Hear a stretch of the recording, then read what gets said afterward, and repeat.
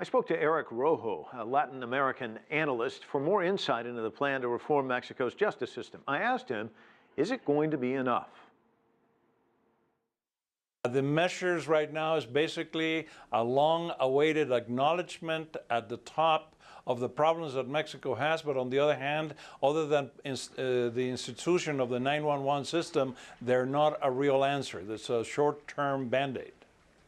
His predecessor, Felipe Calderon, had also pushed for similar changes, but got nowhere. Lots of pushback. Is that going to happen this time around? I mean, obviously, those local mayors don't want to give up some of the levers of power that they have, so it's tough, isn't it? Yes, it is, but what we need to do is understand the reality that the local mayors have no budget. They have no power. They only serve for 3 years. So what we need in Mexico is institutional reform at the place where the citizens live. They live in the municipalities, not in the states. And the state police is as corrupt as the municipal police. What needs to be done is to have better pay, well-trained, because most of them are not even trained, and institutionalization between the citizens and the police, and that's what's not being done. And this is a federal republic, not a central republic. What does Iguala tell us about what you're talking about, the corruption, the tentacles of the drug trade going into municipal government, the police, and how do you root out that corruption? I mean, you were just talking about it, perhaps better pay is one issue, but is that enough? It's not enough, but it will be the beginning, because if you start at the bottom where the people are and you create a credible police force who is trusted, that is a reflection of the middle class, that the pay is sufficient to support their families so they don't have to ask for fines, for bribes, and then at the same time be severely punished when they do.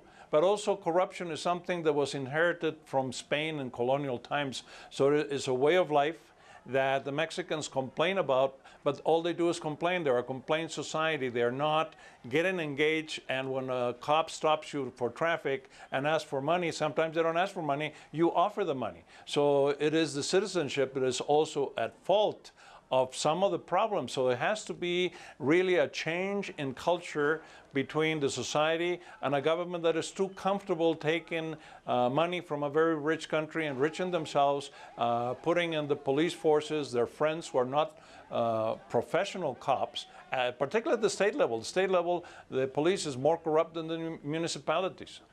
Is this horrific crime that happened in Iguala and Guerrero State and the subsequent protest, is this enough to actually ignite change there in Mexico?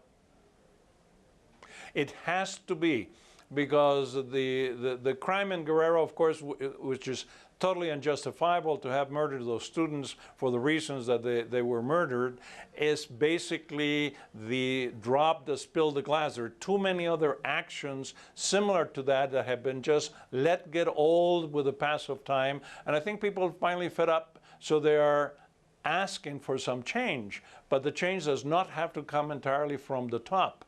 There has to be on a constitutional process. The Mexican Constitution gives equal powers to the municipalities, the state and the federal government in education and in law enforcement. So taking away powers from the municipal governments is just going to make the process worse, because the municipalities will be left without much to do.